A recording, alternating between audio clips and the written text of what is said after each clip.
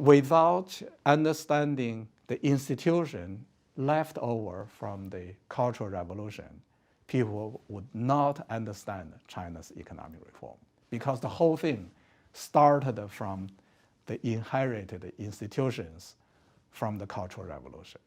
So here the key is really regionally decentralized totalitarian system, in the sense that all the local governments, all the different levels of local governments have the resources and control what they are going to do. My name is Chenggang Xu. I'm a professor of economics at CKGSB, which is a private business school in China. When people claim that the rise of China is the biggest event in the recent economic history in the world, the qualification is the following. If we look at the issues from the point of view of the total GDP, so within 30 years, in terms of a growth rate of total GDP, China has break the record. And then the other issue is, the other qualification is poverty relief. So within this 30 years of time, the largest poverty relief happened in China. So that is a very important issue. And then the third aspect is the relative economic development. The so-called relative economic development is measured by the per capita GDP compared with the world frontier. So for example, if we take the United States per capita GDP as world frontier, then comparing with the world frontier from the beginning of this 30 years to the end of this 30 years, so what is the change level? So actually these three aspects are closely related. Number one issue is the population of China. So given China is the most populous nation, given the size of population, and then once you have a fast relative economic growth, the growth of relative economic development, and then you have this total GDP increase. So these are intimately related. And another intimately related issue is that at the very beginning of the Chinese economic reform, China was one of the poorest nations. So this is actually a key point.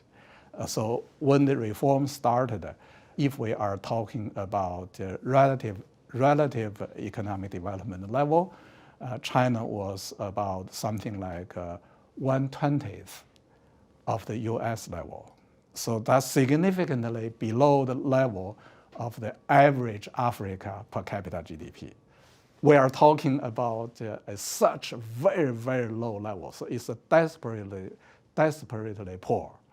So starting from this very low level, and then after 30 years, nowadays the Chinese relative development level is close to 1/4 of the US level. So started from 1/20th up to nearly 1/4. So in that sense, it's a huge change. So if we only look at these factors, then yes, this is the biggest event in economic history. But some other claims are, without the qualification, can be exaggerations.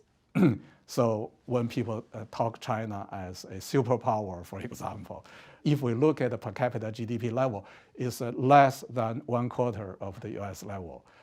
So if we compare China with the Soviet Union at its peak time, Soviet Union was significantly more than 1/3 of the US per capita GDP level. So China is still below that level. So we have to keep in mind in our understanding. And also, when we talk about this growth rate, the key point is that the starting point was very, very low. Actually terribly important. So without understanding that, talking about the rise of China can be misleading. So because at the beginning, China was so weak, so poor, so in general, the whole national economy is at a poverty level. So when we talk about this growth achievement in China in the recent 4 decades, we always associate with the economic reform. So why reform? So this is the key issue, actually.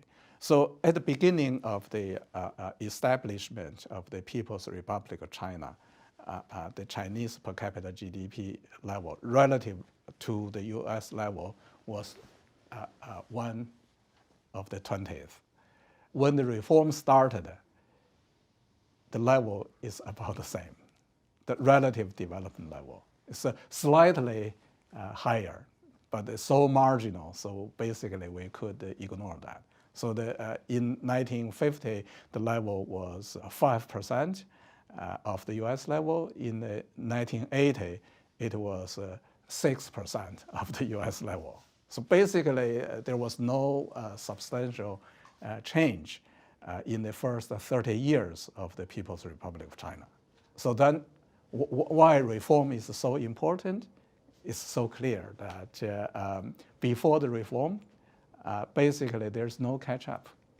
And also we know that what happened before the economic reform. So there were 2 disastrous movements. One is the Great Leap Forward movement, and the other is the Cultural Revolution. So reform means no Great Leap Forward movement, no Cultural Revolution, and the whole way of organizing the economy has to be changed. So there is a sort of a misleading explanation about China, saying that China was a centrally planned economy and then changing to a market economy. This is not quite accurate. The so-called centrally planned economy, usually by describing in this way, implies the Soviet model. China, since 1950, when China established this People's Republic of China, established this system, they fully implemented or copied the Soviet model. But since 1958, China has changed the institution. So it's no longer a Soviet type of centrally planned economy anymore. So the institution has been changed, the centrally planned being abandoned. So it becomes a administratively planned but not centrally planned economy. So I characterize that kind of system as a regionally decentralized totalitarian system, because in the political economy, the Soviet system is described as a totalitarian system.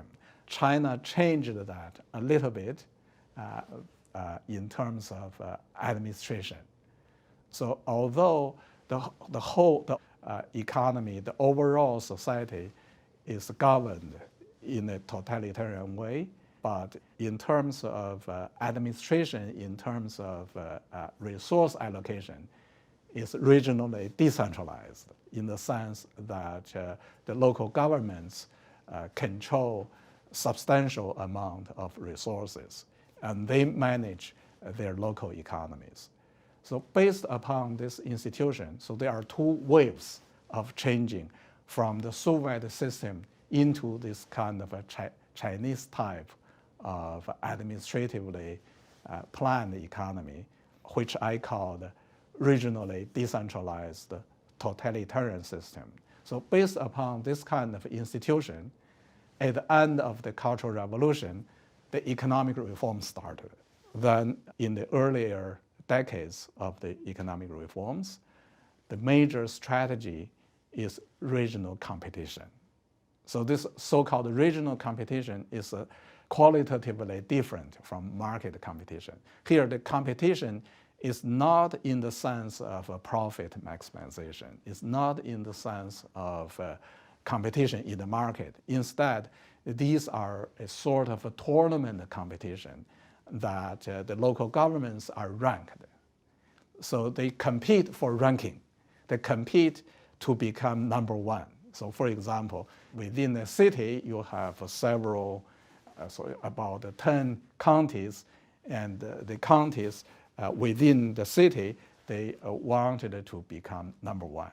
They compete for the number one position, and within a province, you are going to have roughly about 10 cities, and each city they are competing each other. They want to be the number one in the province. And in the whole nation, you have a little bit more than 30 provincial level regions. They compete each other as well. And here the key issue is what are the targets of the competition? So at earlier stages of the economic reform, the competition target is GDP growth rate. And turns out this is a very effective approach in terms of promoting the economic reform and growth. So this is how the reform is associated with growth, or growth is associated with reform. Because in order to grow, the regional governments have to find their way. So to grow actually is a big challenge. How to grow? This is a big challenge. So at the very beginning of the reform, there were lots of emphasis on the reform of the state sectors. But turns out that is not working well. That didn't work well. And the first successful reform was in agriculture. Actually, it involves the land reform. It's a partial privatization. Partial means there is no fundamental change in ownership, but the using rights have been privatized. So with using rights and also the exchange of using rights, these are privatized. So based upon that, there is a sort of industrial revolution in the sense of the rural industrial development.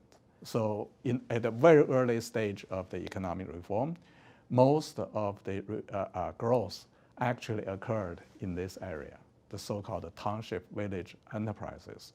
Starting from a very low base up to the mid-1990s, the largest sector is this sector in the whole Chinese economy.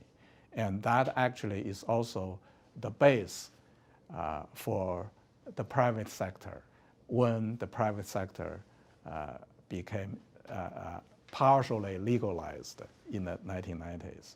So then in the whole 1990s and early 21st century, China had a very rapid growth of the private sector. From zero to nowadays is more than half of the GDP being produced by the private sector. So if we look at the Chinese constitution, both the state constitution and the party's constitution, then we find that by constitutions, party constitution and the state constitution, private sector was not allowed until 2002, the change of party's constitution, and 2004, the change of the state constitution. So until the early 21st century, private sector was not legal. However, up to that point, the private sector was already half of the GDP. So if we are talking about the so-called China miracle, what is the miracle? This is the miracle.